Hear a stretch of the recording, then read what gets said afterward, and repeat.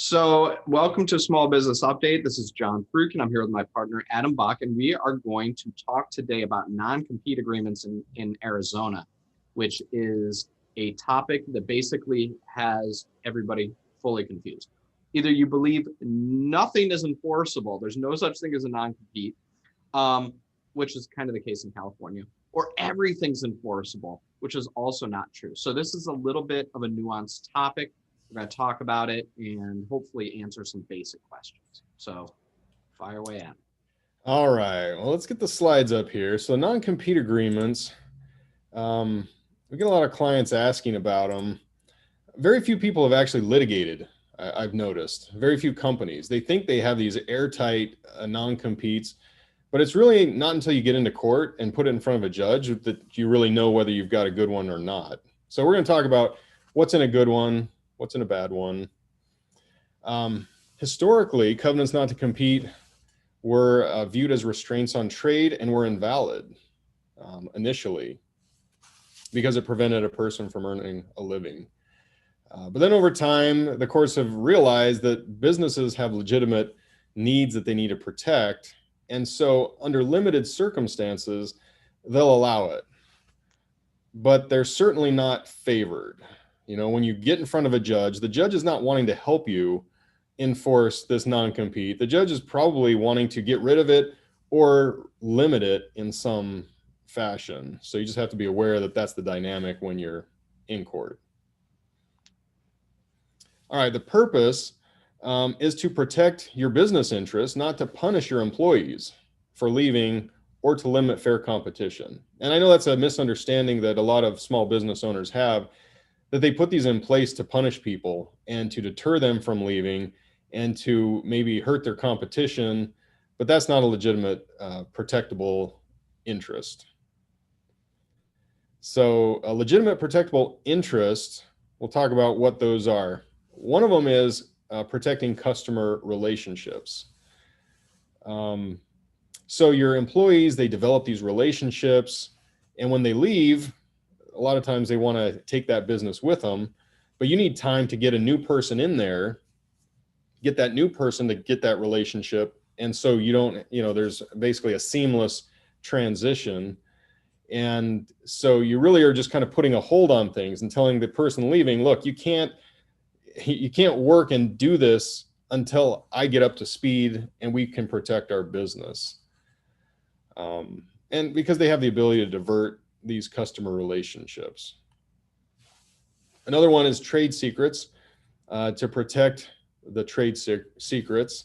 But the courts don't really like this one because most employers have a non-disclosure agreement in place. And they say, look, if you have a non-disclosure in place, then why do you need them to not compete if they're promising not to use any of your trade secrets? You already have them in one capacity and you don't need the other one. So this is the Unisource case in federal court. The reason we bring this up is, John Frutkin, you were personally involved in this, but the court here said a restricted... There's no but. I was on the winning side of this, but go ahead. Yeah. So the restrictive covenant cannot simply squash fair competition by the former employee, and a covenant cannot be used to preclude a former employee from using at a new job the skills he developed while working for the employer. So those are a couple of quotes from the case, but why don't you talk a little bit about your experience with this case and maybe how the courts viewed this particular non-compete? So let's give a little context here. So Unisource was in the packaging business, basically helping companies develop and create packaging for their stuff to put it on store shelves or to send it. And a senior executive there broke off. His name was Swope, or is Swope. That's the reason why the case is named Swope. And he went off to start a new company. And so the issue is whether or not that was enforceable. This case basically turned on whether or not the Unisource was basically using this non-compete to merely squash competition or to protect a legitimate business interest. This was a federal case, and the federal judge there, Judge Wake, ruled that this was basically just kind of an over-the-top, non-competitive move by Unisource. But an interesting case, mostly because I got to go visit Whammo Toys, the ones that make the Frisbees and stuff. Yeah. Out in California. It's like a museum office. It's really cool. And you got to see all these 1950s toys. But anyway, the long story short is that this case, at least, really looked at kind of the substance of what Unisource was trying to do. And the judge really smelled it out. It really was to prevent him from competing. It wasn't necessarily to protect customers or other things. And so that's why we won that case. Yeah. So the judge was skeptical, which, and typically they are.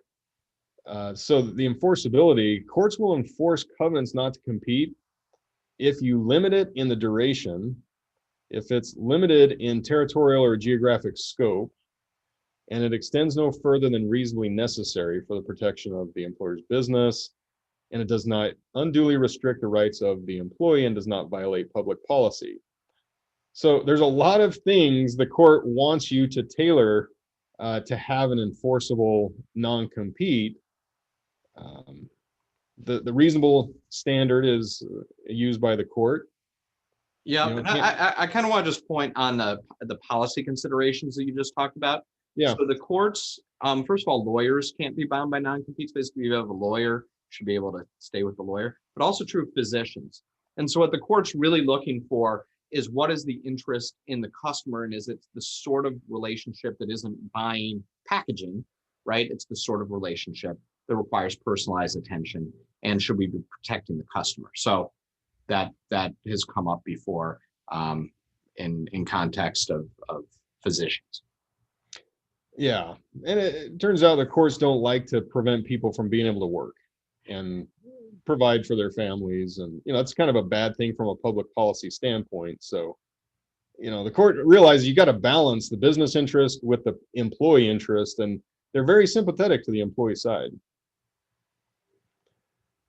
All right, so reasonableness is the restraint can't be greater than is necessary to protect the employer's legitimate interest. And if that interest is outweighed by the hardship to the employee or injury to the public, then it's unenforceable. So you really have to focus on tailoring this to your specific business and to the specific employee. So those are the three things: duration, geographic scope, and the range of employee activities that are affected. What you're trying to prevent them from doing. Is it every single thing they can't work for any competitor in any capacity under any circumstances? Or is it just to work for a competitor doing what they were doing for you, for example? So the duration, covenant may extend for only the time required for the employer to replace the employee and give the replacement a chance to show he or she can do the job. Generally 6 to 12 months is upheld. If you go longer than that, you're kind of running a risk of the judge looking at you saying, why do you really need more than 12 months to do this? Same thing with geographic scope. You just can't say, look, I don't want you to compete anywhere in the United States. And under some circumstances, that might be okay. But generally, you do it where in the region where the former employee had customer accounts or a certain distance from the business. Then we talked about the range of activities restricted. So really specifying what you're wanting them to not do. And the more narrow that is, the more likely it is that it will be upheld.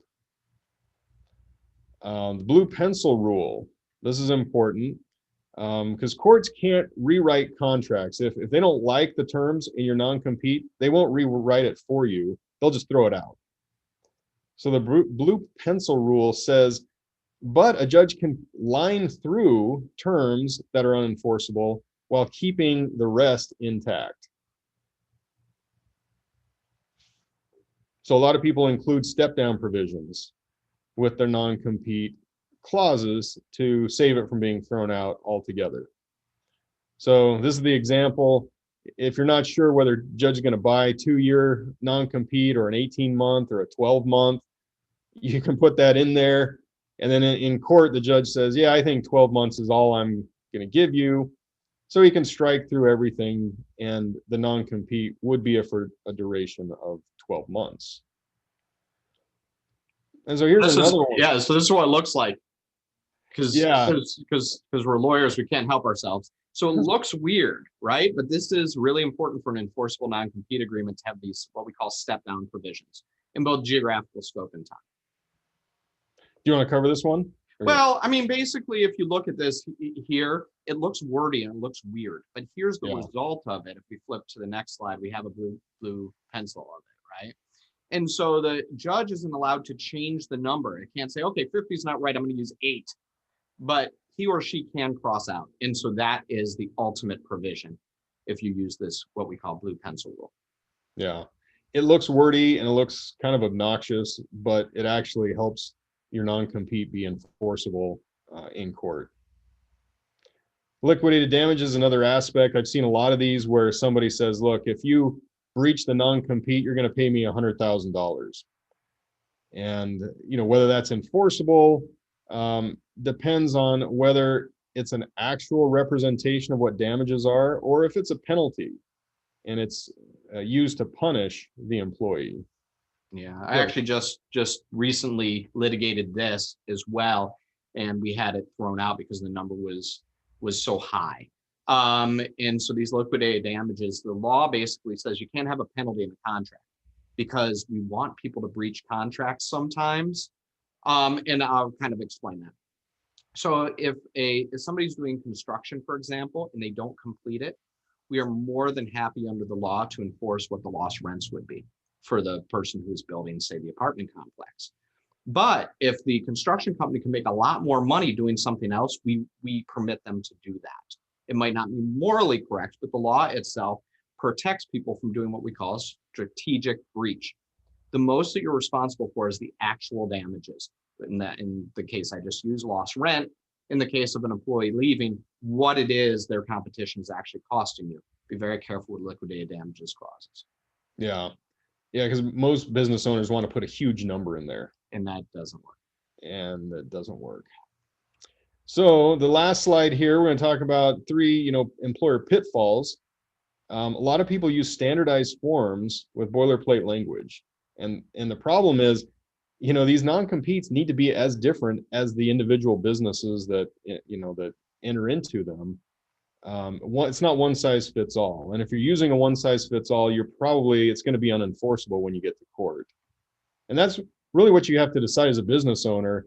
Are you really going to enforce these in court? Or if you're never going to get into court and you're never going to enforce them, then I suppose it doesn't matter much what you put in your non-compete agreements to deter people.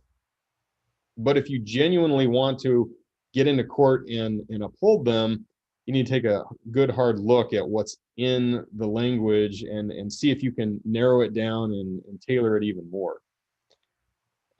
Same thing with using the same form or the same terms for every single employee in your company. The higher level employees might have a much different non-compete than lower level employees. And so, a lot of times business owners just use one for everybody, and that can be problematic as well. And then the last one, failure to enforce a non-compete might give you problems trying to enforce it later on. So you just have to decide, are you taking it seriously? Are you really going to enforce these or not? But if you are, it's worth taking a look at the language. And, we review these for clients all the time to help them figure out what they could do now to make it enforceable. Because when the employee's left and you're in court and then you call us, we're left with whatever you have. And sometimes it's good news for you and sometimes it's bad news. So a couple kind of general points. One has to do with somebody who sells their company will often sign up for non-compete. Those tend to be enforceable. Okay, so I just talked about what a winner I am. This is one I lost. And that is that a judge is going to look at somebody who got some number of millions of dollars and kind of shrug and be like, yeah, I got some number of millions of dollars. Those are even enforceable in California. So enforcing a non-compete against a seller of a company is a lot more probable. The second issue has to do with non-solicits.